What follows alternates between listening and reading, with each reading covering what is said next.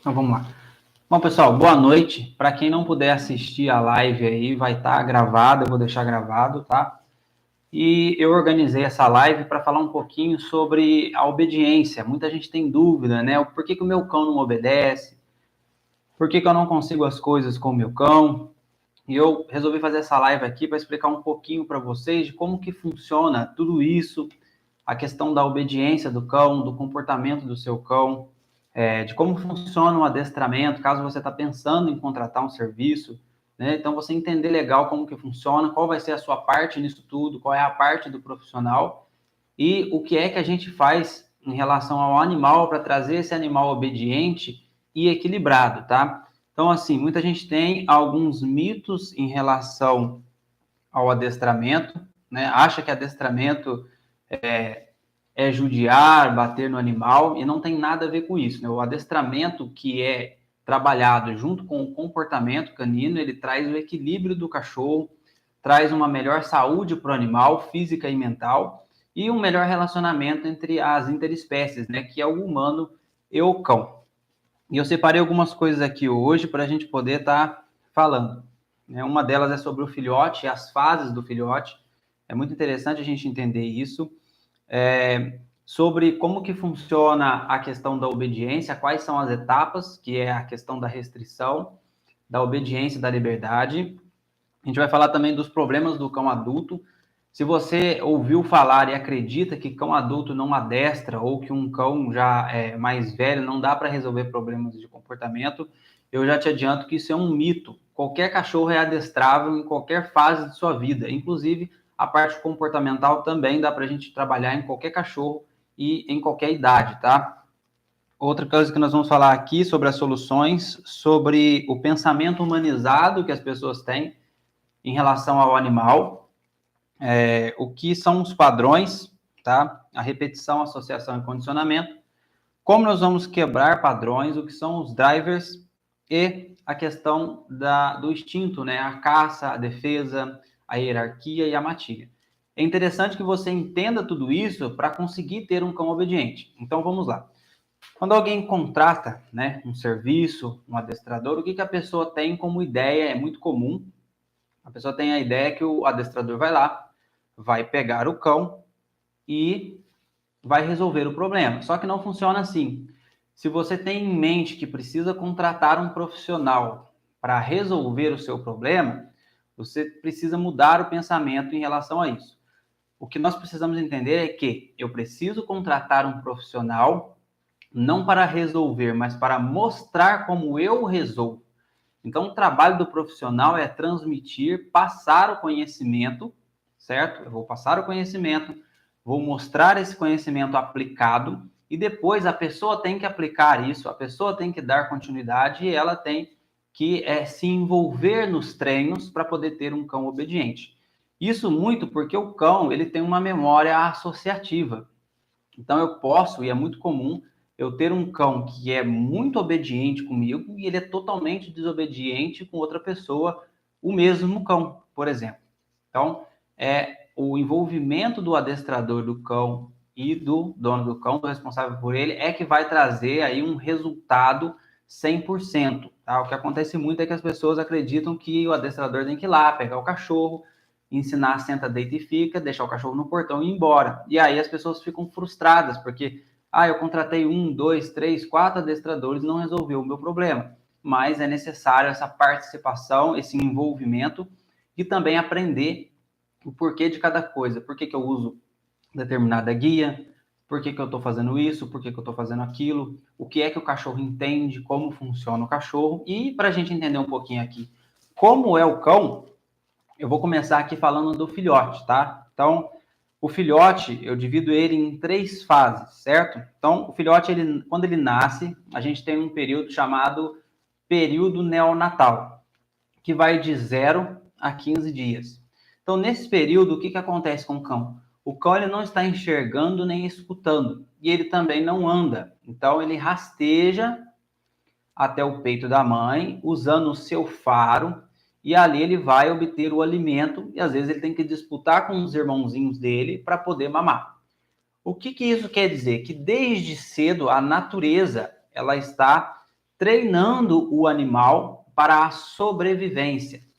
Diferente de um bebê, que ele chora e ele precisa que a mãe vá até ele, né, para o alimentar, o cão, ele já começa a sua vida de uma maneira totalmente diferente. Então, eu estou falando isso aqui porque eu quero quebrar muitas coisas que tem em relação a cão, que a gente tem hoje uma influência muito forte por parte de mídia, né, daquele cão humanizado, daquele cão infantilizado, daquele cão que é bebezinho, que é mimado, e a desobediência já começa por aí, porque se eu tenho uma cabeça em relação a cães, de acreditar naqueles cães de filme que eu vejo, naquelas histórias, eu começo a ter uma visão totalmente fora daquilo que é a realidade do cão.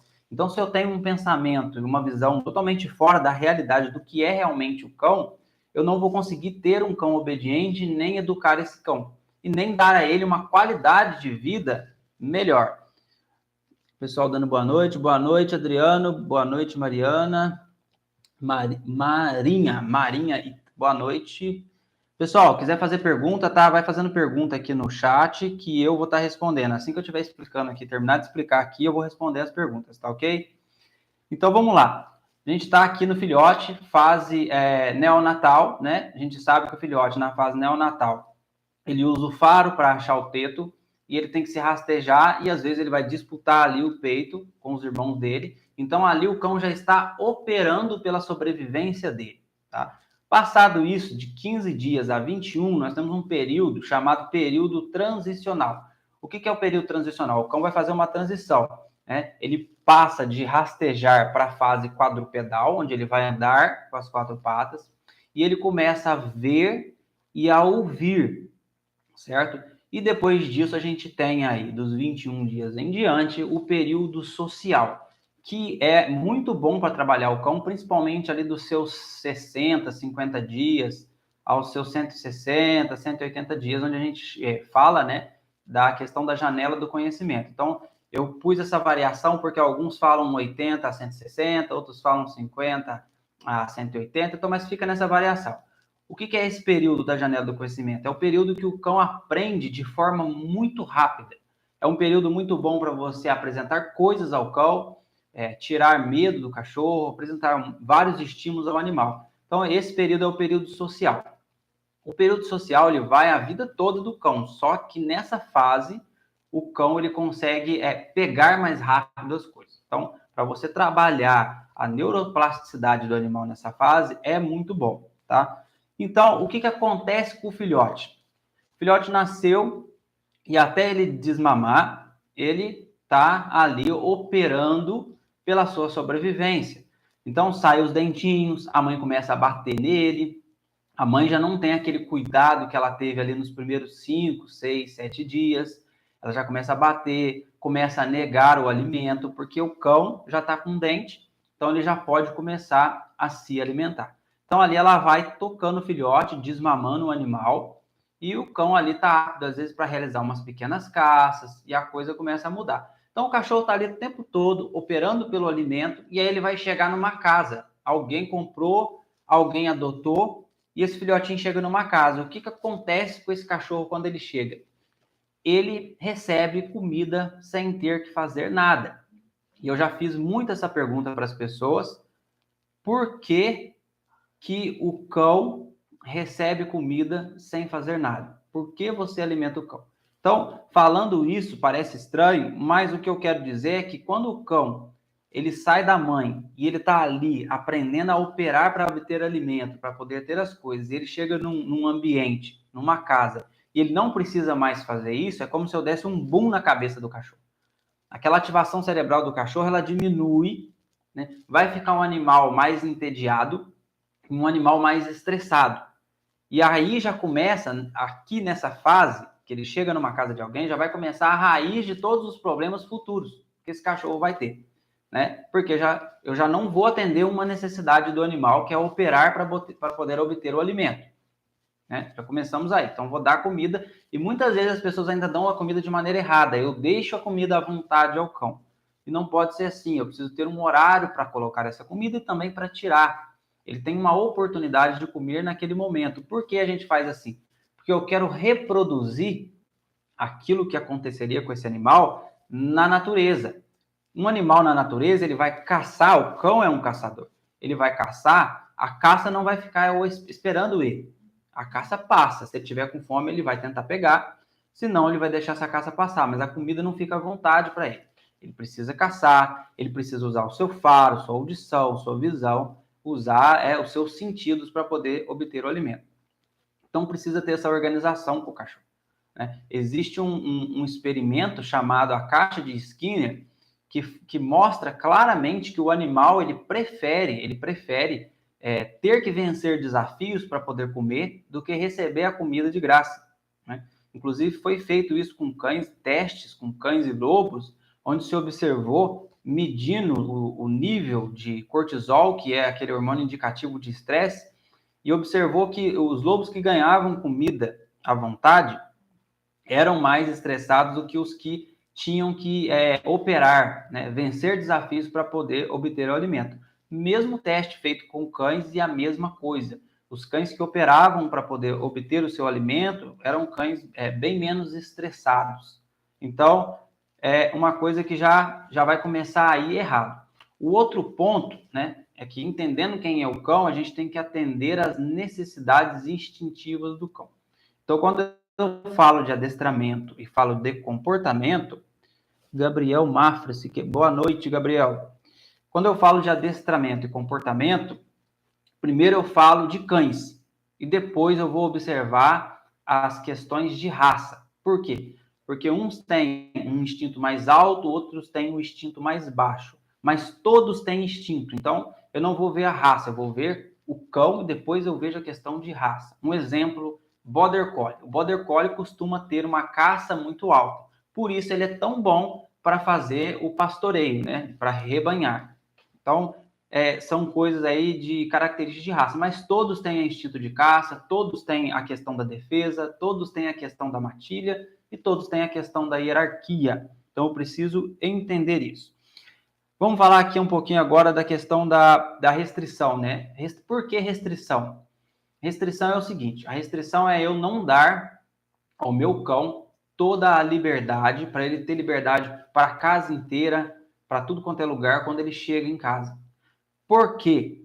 Se você fizer isso, você certamente vai ter problemas no futuro, a não ser que você tenha condição de ficar 24 horas olhando o seu cachorro, o que é uma coisa impossível. Eu costumo comparar o seguinte, se você tem um bebê de colo, você coloca ele em qualquer lugar ou você tem que ficar vigiando ele? E quando ele está dormindo, você coloca ele em um lugar seguro, que você olhou e verificou aquele lugar para ver se não tem nenhum objeto, nenhum brinquedinho que ele possa engolir. Você não deixa ele num lugar que seja perigoso, certo? Você deixa ele num lugar seguro, num lugar restrito. A mesma coisa com o filhote. Se eu dou muita liberdade para o filhote, lá na frente eu vou reclamar que o meu filhote destrói tudo, não faz as necessidades no lugar que eu queria direcionar ele, pula, sobe no sofá, rasga tudo as coisas. Então, a restrição no início da vida do cão é muito importante para você ter um cão educado e evitar problemas no futuro. Então, funciona da seguinte forma. Quando eu estou interagindo com o cão, eu interajo com o cão, eu brinco com o cão de maneira certa. Quando eu não posso, eu vou restringir esse filhote a um lugar que é dele e naquele lugar não vai ter móveis para ele roer, não vai ter nada que ele não possa pegar. Então, esse cão ele não aprendeu a errar. Não aprendendo a errar, no futuro, eu posso dar a esse cão mais liberdade, porque ele não vai fazer nada de errado, ele não vai comer meus móveis, ele não vai fazer xixi no lugar errado. E se o filhote está restrito, e se eu tenho horário para alimentar o cão, eu sei mais ou menos que hora esse cão vai fazer as necessidades. Então, por exemplo, tem algumas coisas para prender o cão que as pessoas usam, que é tipo um chiqueirinho, né? Aquele para criança, que é tipo um cercado, né? Você faz um quadrado grande, cercado, e você coloca o cão ali dentro, certo? Então, se eu alimento o cão às 9, eu vou colocar o cão ali dentro, deixo ele ali às 9, daqui a pouco eu espero uns 10 minutinhos, pego ele, levo ele lá na grama, se é na grama que eu quero que ele faça. Levo ele lá fora, na área. onde eu quero que ele faça. Ele fez, beleza, eu brinco, vou interagir, faço algum treino. Se não fez, pego ele de volta, coloco lá no lugar da restrição, espero mais um pouco, volto, pego ele, fez, libero o cachorro, brinco com o cão. Dessa maneira, o cão aprende muito rápido a fazer as necessidades no lugar certo. Mas se você não tiver essa organização, sem chance de conseguir aí um cão obediente e um cão mais tranquilo. Então, às vezes as pessoas acham, mas eu vou deixar meu cão preso. Isso é cruel, vou deixar meu cão num cercadinho. Enfim, o que acontece? Vou explicar o que eu pego aí de caso em relação a isso, quando as pessoas são resistentes. Não vou prender meu cachorro, vou deixar meu cachorro à vontade, liberdade total. Quem começa na liberdade, termina na restrição. Tô cansado de pegar casos de cachorro que começou na liberdade total, ficou tão grave a coisa que o cachorro passou a viver na corrente, porque não tinha como mais, o cachorro estava... E às vezes, muita até agressividade, o cão começou a atacar, teve que ir para ser internado em algum lugar, em alguma escola de adestramento, porque dependendo da agressividade não adianta, você tem que tirar o cão daquele lugar, levar ele para um lugar para ser reabilitado. Então, quando você começa na liberdade, você vai terminar na restrição. Mas quando você começa na restrição, você consegue terminar com o cão na liberdade, dando liberdade a ele. Então, isso é muito importante para você ter um cão obediente. Eletrofrio, opa, o pessoal do Canil MF, boa noite, a galerinha aí. Então, galera, é o seguinte, vamos lá. E o meu cachorro que já é adulto, já está fazendo tudo errado, eu já me lasquei, errei, fiz tudo errado com esse cachorro. Agora, como é que eu faço? Tem jeito ou não tem? Sim, tem solução. Mas a solução é voltar lá naquele princípio que a gente faz com o filhote. Eu vou restringir esse cachorro e vou começar uma educação com ele para depois ele ter a liberdade. Então, eu começo com um cão adulto. Com um cão adulto, eu vou começar na restrição, vou restringir ele para poder dar obediência, para poder depois dar a liberdade a esse cão. Então, eu vou precisar restringir. Vai ser mais complicado, porque o cão ele já acostumou, né, tendo acesso a tudo, ele vai resistir mais, vai ser um pouco mais resistente, um pouco mais teimoso, mas ele entra na linha do mesmo jeito, tá? Então, sim, tem jeito de eu trabalhar um cão mais velho com problemas de comportamento. E o adestramento? Eu costumo dizer que adestramento são comandos. E se eu tenho um cão que tem um mau comportamento, não tem como eu adestrar esse cachorro. Aí fica aquele cachorro, é muito comum, né? As pessoas falam assim, meu cachorro, ele obedece, mas só quando ele quer. Né? Não existe obediência só quando quer. Ou é obediência ou é desobediência. Então, assim, meu cachorro senta em casa, deita, dá a patinha, faz um monte de coisa. Mas, quando ele está na rua e vê outro cão, ele não obedece. Eu falo para ele sentar, ele não senta, ele quer pegar o cão. Eu falo para ele sentar, ele não senta, ele quer avançar na bicicleta. E qual é a solução para isso? Não é o comando. A solução para isso é resolver o comportamento de reatividade desse animal. Então, eu preciso resolver o problema de comportamento para introduzir o adestramento. Ou eu preciso ter um cão desde filhote com um manejo correto e ir introduzindo adestramento. Mas o começo de tudo é o comportamento, não o adestramento. Se eu quero um cão comportado, eu preciso trabalhar comportamento, não adestramento. E aí vem a questão. É justamente por isso que muito adestramento não funciona. Porque se a pessoa não for orientada que ela precisa dar mais restrição ao cão, trabalhar mais a obediência desse cão, para poder no futuro dar mais liberdade a esse animal, ela não vai ter um cão obediente. Aí ela paga o adestramento, o adestrador ensina comandos, o cachorro vai fazer os comandos bonitinho, mas ela não percebe, né, porque não tem o conhecimento, não percebe que isso não vai ajudar ela.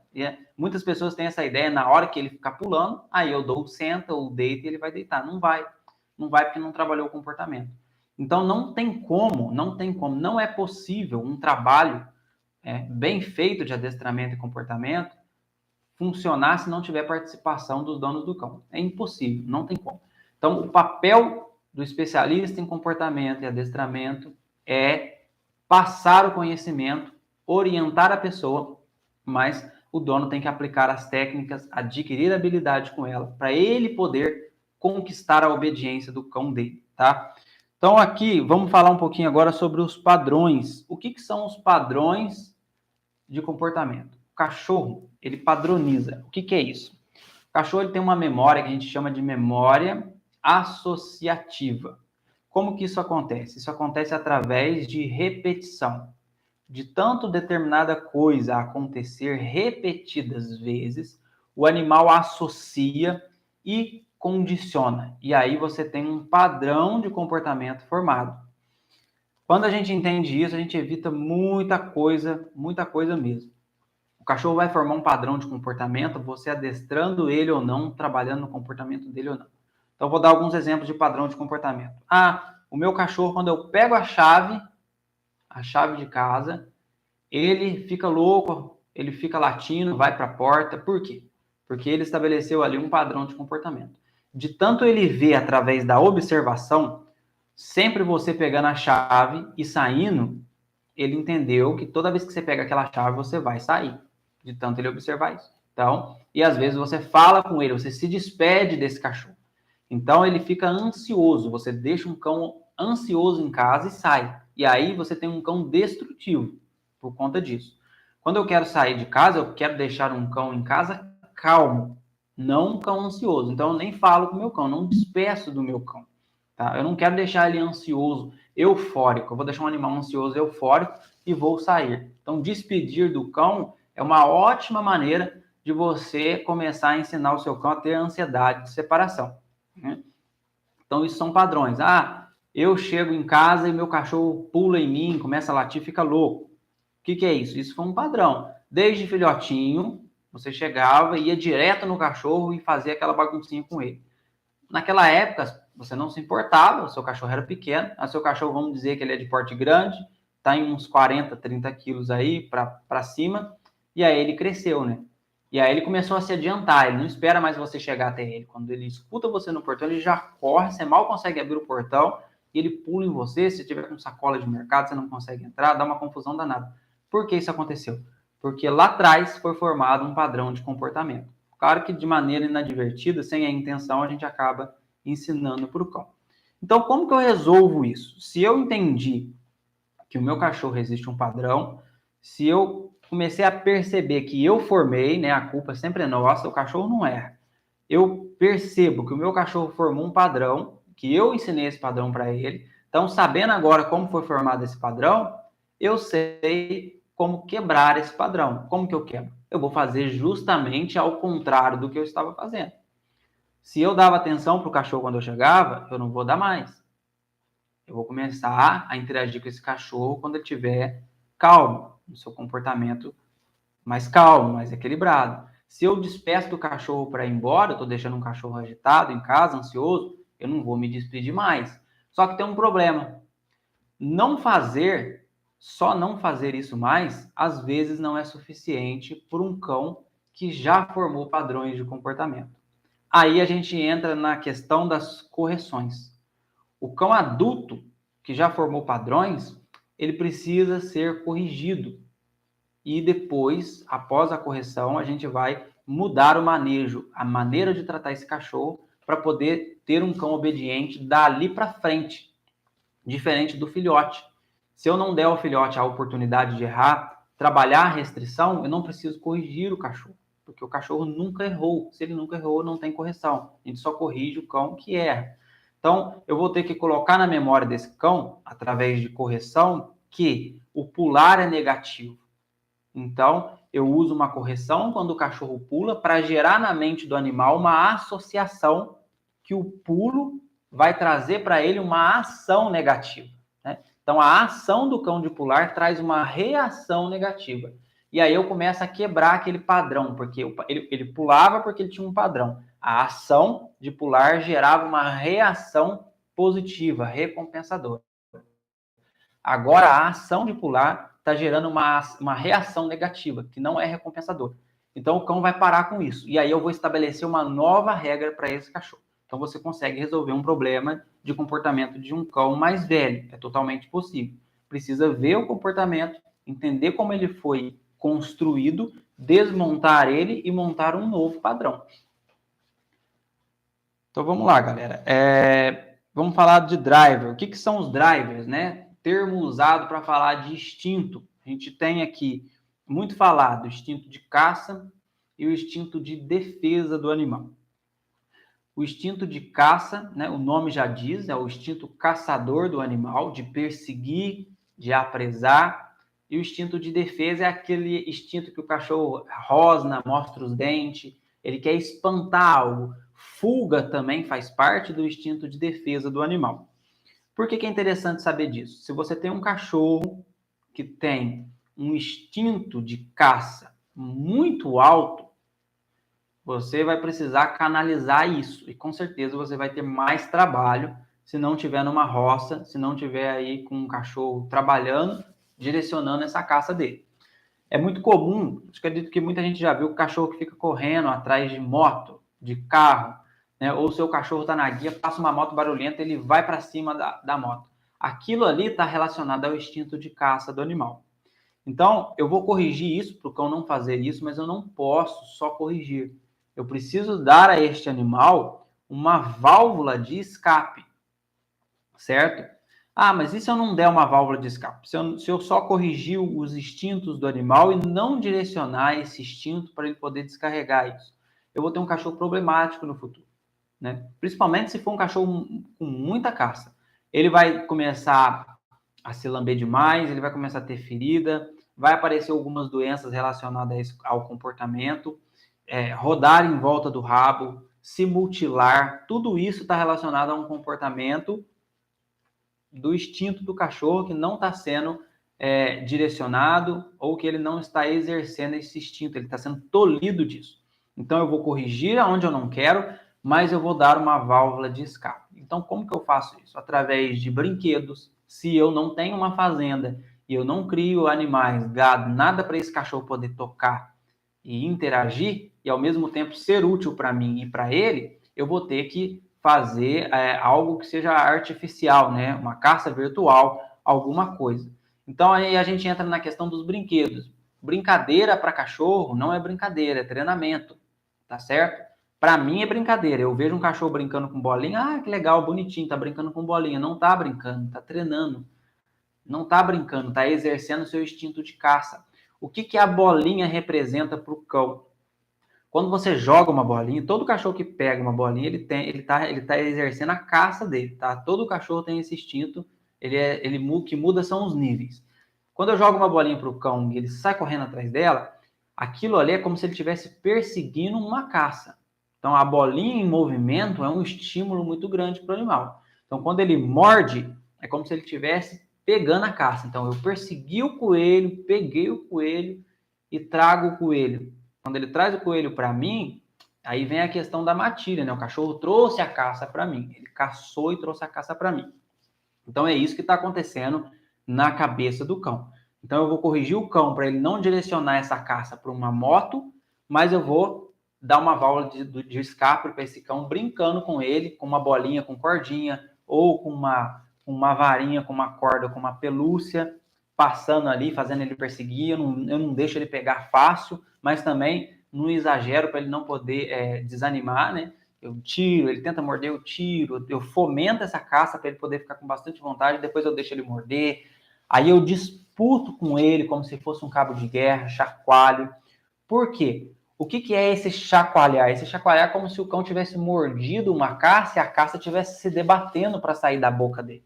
Você vê que o cachorro, quando chacoalha, muito cachorro, quando você chacoalha, você dá umas batidinhas na lateral dele, ele começa a rosnar, e rosna para lá, rosna para cá, e morde. Então, é como se ele estivesse terminando de abater a caça. Então, eu estou dando ao cão uma oportunidade de se expressar, de expressar o seu instinto, tá? Então, isso é muito importante para você parar de ter um cão aí bagunceiro. Isso muda muito o comportamento do seu cão. Aí sim eu posso começar a corrigir também o cachorro. Então, não é só correção, tá? Eu preciso entender o meu cachorro, ver quais são os níveis deles, níveis instintivos desse animal, direcionar isso de maneira inteligente para ele poder se expressar, para ele poder descarregar tudo isso. E aí você vai equilibrando o animal. Então, quando eu vejo o animal como ele realmente é, eu consigo ter um cão obediente, né? Então, a gente tem hoje aqui o pensamento humanizado. O que é o pensamento humanizado? É o cão bebê, o cão filhinho. Não tem problema nenhum você chamar seu cachorro de filhinho, de bebezinho, desde que você entenda que ele não é. Ele tem muito mais capacidade de sobreviver quando ele é um filhote do que um bebê. Ele é totalmente diferente. Totalmente. A vida dele começa totalmente diferente da vida de um bebê. Então, é tudo, não tem nada a ver. Então, quando a pessoa começa a ver o cão e acreditar nisso de maneira humanizada, aí a gente começa a ter problema. O que é o vínculo hierárquico? Que é você mostrar para o cão que você é líder. Ele olhar para você e entender que você é uma pessoa forte, que oferece para esse cachorro segurança para o grupo, e aí vem a questão da matilha. O cão precisa olhar em você e ver você como uma pessoa forte. E aí ele vai ter confiança em você. Então, esse cara, ele é forte, ele oferece segurança para o grupo, porque o animal, ele opera pela sobrevivência dele, em primeiro lugar, e depois pela sobrevivência do grupo. Então, eu falo muito que o cão é um animal interesseiro. As pessoas falam assim, o cão é o melhor amigo do homem. E a gente fala isso, até entristece o pessoal. Eu gosto muito de cachorro, mesmo sabendo como o cão realmente é. E até gosto até mais, depois que eu comecei a ver como funciona realmente a coisa. Então, o cachorro ele não é o melhor amigo do homem. Ele é interesseiro. E no contexto animal, ser interesseiro não é algo ruim. Não é ruim. No contexto humano, sim. Ah, eu tenho um amigo que é interesseiro. Ele só faz se ele for ganhar alguma coisa. Se não, esquece. Isso é ruim no contexto humano. No contexto animal, não. O contexto animal é sobrevivência. É ótimo, precisa ser. Então, como que começou tudo isso? Essa amizade entre homem e cão começou assim, né? O homem começou a perceber que o cão comia lá uma comidinha, ele tratava e tal, pegava uns restos que ele deixava, o animal ficava por ali, começava a vigiar o lugar, o animal acompanhava ele, nas caçadas ajudava, opa, vou usar o cachorro, tem velocidade, tem um faro que eu não tenho, tem uma facilidade para achar a caça muito maior do que a minha, então eu vou começar a ter um relacionamento aqui com esse animal. No começo, né, o homem com um interesse e o cão com um interesse também. Então foi um pelo outro através de interesse. Então o animal perdeu muito essa questão da função, porque hoje você não sai para caçar. Você vai no mercado, você compra a carne que você quiser. Tantos quilos de carne e tal, vou lá, compro. E aí o animal não está tendo mais essa utilidade funcional para muita gente. Para muita gente. Então não tinha. Antigamente você não via falar de ansiedade, de separação, de animal desequilibrado como se vê hoje. Certo? Não se via, porque o animal ele tinha uma vida equilibrada naturalmente nessa parceria de homem e cão. Depois que as coisas foram se modernizando, né? O cão continua sendo cão. Os instintos continuam, ele continua sendo o que ele é, desde do que ele era, o que ele é hoje, não mudou nada. Então, o cachorro, aí você tem um cachorro entediado, estressado, desobediente, né, que faz uma bagunça danada, mas ele tá expressando os seus instintos, está sendo tratado de maneira errada, e aí vai dando confusão, a coisa fica complicada. Então, esse pensamento humanizado ele é muito ruim. Então, quando eu vejo um cão, tem cachorro que é tratado extremamente de forma humana. Humana, minha pessoa acredita realmente que é um bebê. Aí, o cachorro começa a ter uma agressão, não tem hierarquia, não tem obediência, não tem restrição, não tem nada, só tem liberdade, muito carinho, muita mimação. Aí um belo dia você quer tirar o cachorro do sofá para pegar o controle que ele sentou em cima, ele te morde, ele aprendeu que consegue te tocar mordendo, essas mordidas vão se repetindo, chega num nível muito grave, a pessoa fica assustada, ela fica tão assustada que não consegue mais trabalhar, não tem mais confiança em fazer um trabalho de reabilitação, vai doar esse cachorro, vai abandonar o cachorro, porque a pessoa tá com medo. Mordeu uma criança, mordeu a esposa, aí o cachorro é abandonado. Inclusive, né, eu falo muito isso, eu que estou mexendo aí há um bom tempo com adestramento, eu vejo muito isso. Tem cães que eu já encontrei que já foram abandonados 4, 5, 6 vezes. E aí vocês perguntam por que tanto cão abandonado? Por que tem tanto cachorro abandonado? Pelo pensamento humanizado, né? Eu vejo que a pessoa posta, muita gente posta, a castração é a solução para o fim do abandono. A castração é muito boa para os cães de rua, porque os cães de rua, né, vai vai aumentar, né? Vai ter a superpopulação. Então, é legal para controle. Mas não é isso que vai pôr fim no abandono. Né? Primeiro que para isso as pessoas precisam ter consciência. Segundo, que o que mais gera abandono são os problemas de comportamento. Eu tenho um monte aqui de mensagem no meu WhatsApp de várias pessoas que doaram os cães porque não deu certo para elas. Elas foram tratando com muita liberdade e o final foi doar o cão. Não teve como, tiveram que doar o cachorro. Então, a falta de obediência, a falta de entender como funciona um cão, vai trazer um fim triste para o animal. Traz um fim triste para o animal. Muito cachorro abandonado, muito, muito, muito mesmo. Então, o abandono, o problema de abandono, o maior problema de abandono são por problemas comportamentais. Então, um cachorro é abandonado 4, 5 vezes por problemas comportamentais. Se você pega um cão que é agressivo, a pessoa abandona o cachorro. O cachorro foi lá, mordeu, né? Arrebentou com a pessoa inteirinha. O cara vai lá, abre o portão, abandona o cachorro. O cachorro está na rua, saiu do território dele, então ele baixou a bolinha dele, porque ele está na selva, agora é selva, tem outros cães. Ele vai passar restrição alimentar, ele não vai comer como ele comia em casa. Aí vem alguém, uma ONG, alguma coisa, com uma boa intenção, vai lá e pega o cachorro. O cachorro não vai ser agressivo com eles, porque naquele momento o cão está fora do seu território, ele não se alimenta como se alimenta em casa, então ele está na restrição alimentar, de vez em quando ele se alimenta, quando ele acha, ele se alimenta.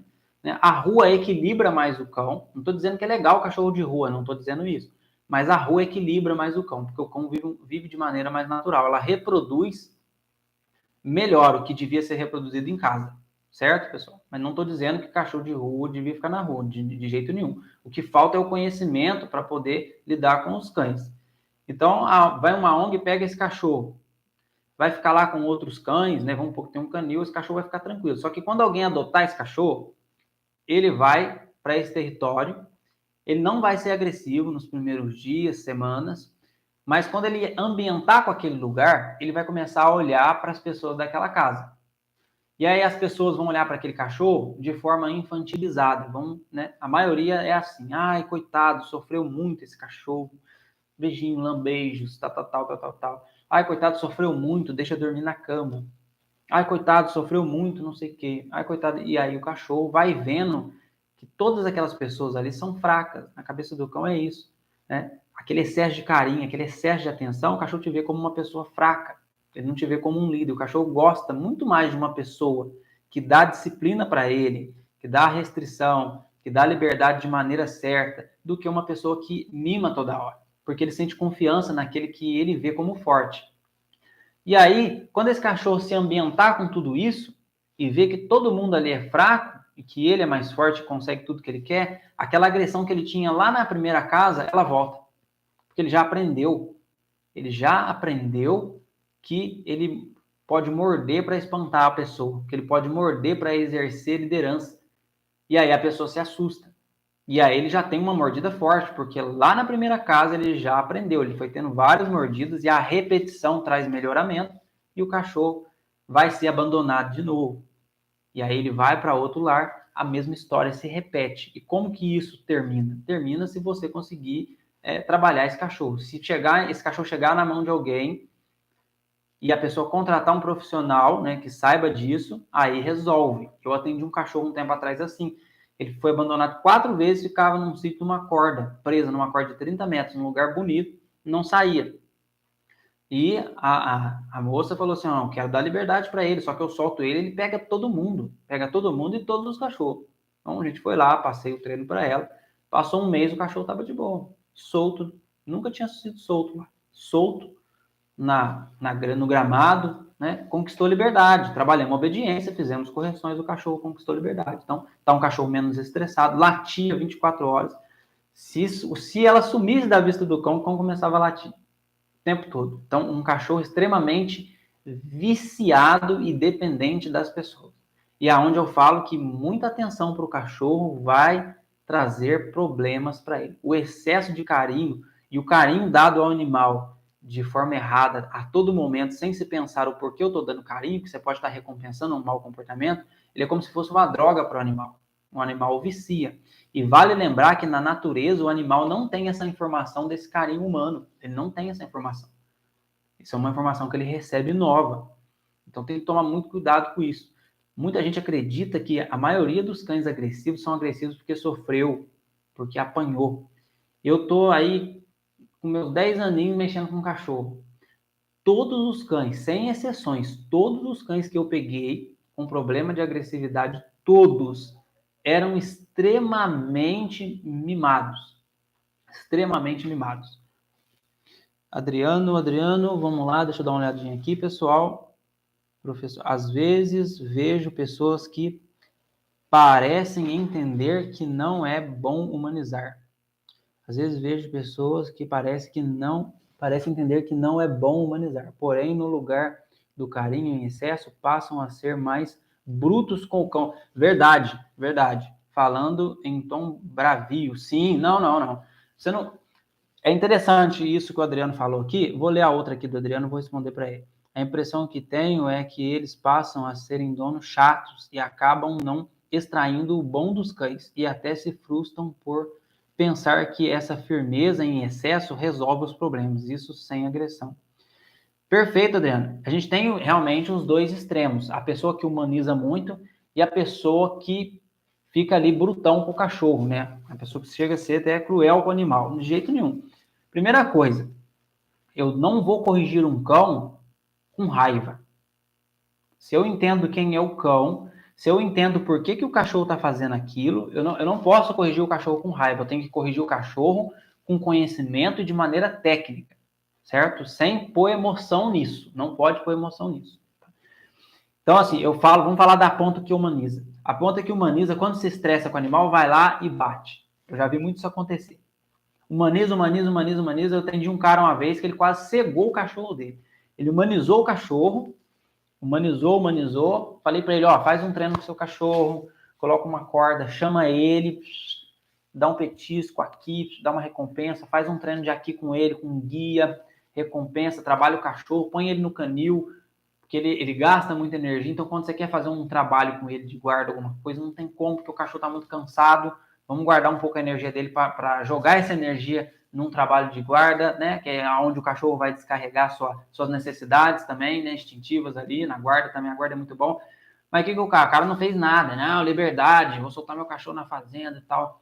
Aí nunca fez treino nenhum com o cachorro. O dia que precisou, ele chamou o cachorro. O que aconteceu? O cachorro não veio, não teve treino, não tinha vínculo, né? O cachorro ficava lá, ele não cuidava do animal, ele deixava o animal lá e ele queria que o animal o reconhecesse como dono dele. O animal não ia reconhecer. O animal se reconhece o dono naquele que se dedica a ele. Você pode ter comprado o cão, adotado o cão, mas se o outro está se dedicando, ele vai reconhecer o outro, não você. Então, o cachorro não veio, ele ficou bravo, foi atrás do cachorro, deu uma paulada no cachorro, quase cegou o animal. Então, assim, tratando o cachorro muito bem, mas quando ficou com raiva, foi lá e pum, deu uma paulada no cachorro. Quase cegou o animal. Então, geralmente, quem humaniza costuma maltratar. Mas aí tem o outro lado, o bruto, né, que acha que é ficar bravo, tem que ser bravo com o cachorro. Não é ser bravo, nem humanizar. É entender o momento certo de corrigir e o momento certo de recompensar o animal. Eu vou dar equilíbrio ao animal trabalhando os instintos dele, entendendo que ele precisa se expressar e eu preciso de um tempo para dedicar isso a ele, onde eu vou dar a ele a oportunidade de se expressar. Eu vou ter o momento de deixar o animal, né, restrito, o momento que ele tem que me obedecer, e tem essa questão aí que o Adriano falou. Então, eu não posso ser brutão com esse cachorro. Não posso ser bruto. Eu vou recompensar, eu vou educar, eu vou dar restrição para esse animal. Se você é bruto demais com o cachorro tem medo de você. Não pode. Aí também não adianta. Né? Eu vou ficar bravo porque eu quero que ele me respeite. Não é assim que funciona. Então, não posso dar atenção para o cachorro, eu deixo o cachorro lá no canto dele. Então, eu não posso ficar bravo com o animal porque ele fez determinada coisa enquanto eu não estava perto. Se ele fez, é porque eu não deixei ele num lugar restrito. Mas se o animal estragou determinada coisa, não adianta eu ir lá depois e querer pegar esse animal, ser bruto com ele. Eu deixei esse cão ter a oportunidade de pegar aquilo. Né? Então, eu tenho um tênis, eu vou deixar o cachorro qual a oportunidade de pegar meu tênis? Não. Eu vou colocar o cachorro lá, não sei, no canil dele, no lugar que é dele. Ele vai ficar lá. Quando eu puder dar uma atenção, eu solto ele. Porque aí, se ele for pegar meu tênis, eu vou ver. Né? Na verdade, nem vai pegar, porque você está ali, ele quer interagir com você. Né? Você valorizou a sua presença. Né? Então, quando você também dá muita atenção para o animal, ele desvaloriza a sua presença. Ele banaliza você. Também tem essa questão. E tem a questão que o Adriano falou aí, de ser muito bruto com o cachorro. De jeito nenhum, não pode. Sobre a questão de correção, mesmo que gostaria de saber, tanto que humaniza quanto quem é firme demais acaba exagerando nisso. Leva para o pessoal. As duas pontas levam para o pessoal e exagera. Aí corrige o cachorro no calor da emoção. Aí muitas vezes acontece até ataque, né? Se o cachorro, se for um cachorro, por exemplo, vamos falar do Malinois. O Malinois, se você apertar ele te morde. Tem cachorro também, tem vira-lata também que faz isso. Se o cachorro tiver um nível de defesa e um nível de caça bem alto, se você for apertar ele, uma hora ele reage. Então, não adianta. Não adianta levar para o pessoal, se você corrige o cachorro na emoção. E aí é legal pensar, o cachorro tem uma audição potente. Quando você corrige o cachorro na emoção, ele percebe a sua raiva, seu coração acelerado, o jeito que você está chegando nele, né, rápido, ele vai se defender, ele vai se defender. Se ele achar que vai dar ruim para ele, ele vai se defender. Agora, quando eu corrijo de maneira inteligente, eu penso para corrigir. Eu vou corrigir o animal. Então, eu vou pensar, nossa, meu cachorro está fazendo determinada coisa. Eu vou corrigir esse cachorro. Como que eu vou corrigir? Então, o que eu vou fazer? Eu preciso associar que aquilo lá é ruim e eu preciso induzir ele a desistir daquilo. Então, eu não quero me envolver. Eu quero que ele se vire lá, ele vai fazer o que ele está fazendo lá, que eu não estou gostando. Só que na hora que ele for fazer, vai acontecer alguma coisa com ele ali que ele não vai gostar e ele vai desistir de ir lá, mexer em determinada coisa, ou fazer alguma coisa. Vamos pôr um exemplo aí. E aí ele vai se resolver sozinho com a situação. A situação vai corrigir o cão. Então não tem meu envolvimento, é uma correção despersonalizada. Eu não estou corrigindo. As coisas corrigiram o cão. A ação do comportamento corrigiu o cão. Aí sim, aí funciona. O cachorro não vai direcionar, ele vai direcionar a agressão para quem? Ele não vai. Ele vai desistir daquilo. Aquilo para ele não é mais interessante. Ele desiste. Né? Ele acredita que ele desistiu. Na verdade, você teve uma influência, você induziu o cão, mas o cão não sabe disso. Então, isso são correções inteligentes. E aí a gente tem um mundo de correções para fazer. Né? Cada caso é um caso, cada indivíduo é um indivíduo. Cada cachorro é um cachorro. Cada cachorro você vai corrigir de um jeito. Depende de quem é esse cão, depende da energia desse cão, depende dos instintos que esse cão tem, dos níveis instintivos dele, todas essas coisas. Leva para o pessoal. Então é isso, galera. Então, fiz essa livezinha aí para poder explicar um pouquinho. Para você que está interessado em adestramento, está procurando aí, às vezes não está por aqui, está em outro lugar, está procurando um adestrador.